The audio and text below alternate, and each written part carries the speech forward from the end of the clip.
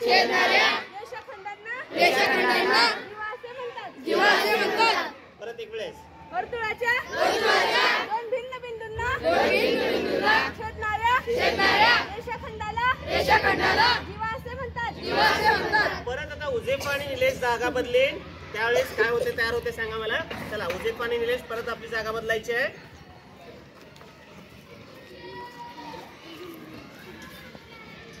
आता जे तयार झालेलं आहे ते काय वर्तुळाचे दोन भिन्न बिंदू आहेत.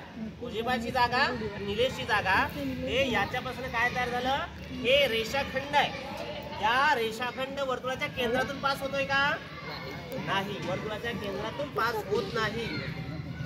मग ज्या वेळेस आता उजेपा आणि सोनाक्षी जागा बदलेल उजेपा सोनाक्षी बदलेल त्यावेळेस आपण काय तयार होणार आहे या संदर्भात चर्चा करूया. सोनाक्षी आणि उजेपा जागा चेंज करते.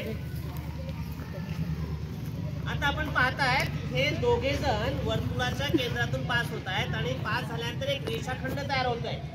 मग हे जीवा आहे की नाही. हे सुद्धा जीवा आहे की नाही. आपली जीवेची व्याख्या आपण काय म्हटलं. वर्तुळाच्या कोणत्याही दोन भिन्न बिंदूंना छेदणाऱ्या रेषाखंडाला जीवा असं म्हणतात. आता कोणतेही दोन भिन्न बिंदू आहेत परंतु ते वर्तुळाच्या केंद्रातून पास होतात.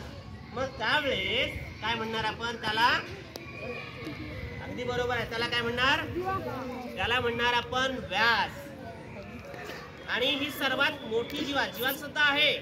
या जीवेला आपण जी जीवा वर्तुळाच्या केंद्रातून पास होते त्याला आपण काय म्हणणार व्यास. कोणाला म्हणणार.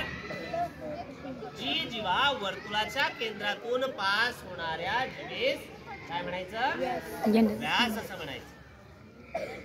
आता अक्षय कुठे थांबले. वर्तुळाच्या केंद्रस्थानी केंद्रबिंदू आहे. वर्तुळाचा केंद्रबिंदू हे आता आपण निलेश आणि उजेफाने ज्यावेळेस जागा चेंज केली त्यावेळेस ती जीवा तयार झाली.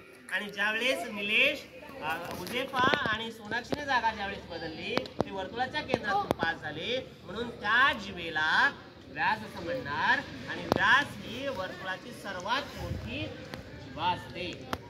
लक्षात आलं हे कन्सेप्ट. ओके आपण या ठिकाणी स्टॉप करू.